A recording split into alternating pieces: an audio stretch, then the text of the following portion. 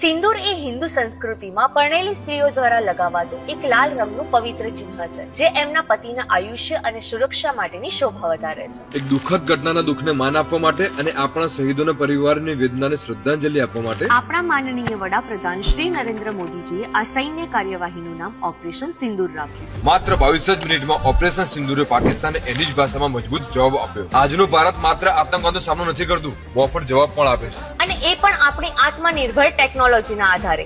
આપણી બ્રહ્મોસ મિસાઇલ, ભારતીય ડ્રોન અને સ્કાય સ્ટ્રાઇકર જેવા સ્વદેશી હથિયારથી દુશ્મનના રડાર તબાહ કરી નાખ્યા, યુએવી ધરાશાયી કરી નાખી અને દુશ્મનની મિસાઇલને તો ચકનાચૂર કરી નાખી. અને આ બધું જ શક્ય બન્યું આપણા વીર સૈનિકોના શૂરપણે અને પ્રધાનમંત્રી શ્રી નરેન્દ્રભાઈ મોદીની દ્રઢ, સ્પષ્ટ અને નેશન ફર્સ્ટ નીતિના કારણે. સલામ છે એવા લાલને, આપણા મોદીજીને, જેઓ આતંકવાદ સામે ઝીરો ટોલરન્સ રાખે છે. એમનો એકમાત્ર સિદ્ધાંત ઘરમાં ઘૂસીને મારીશું. હવે ઓપરેશન સિંદૂર પછી આપણા વડાપ્રધાન મોદીજી ગુજરાતમાં પહેલી વખત આવી રહ્યા છે. તો ચલો આપણે સૌ સાથે મળીને એમનું સ્વાગત કરીએ અને દિલથી શુભેચ્છા પાઠવીએ. જય હિન્દ, જય ભારત, વંદે માતરમ.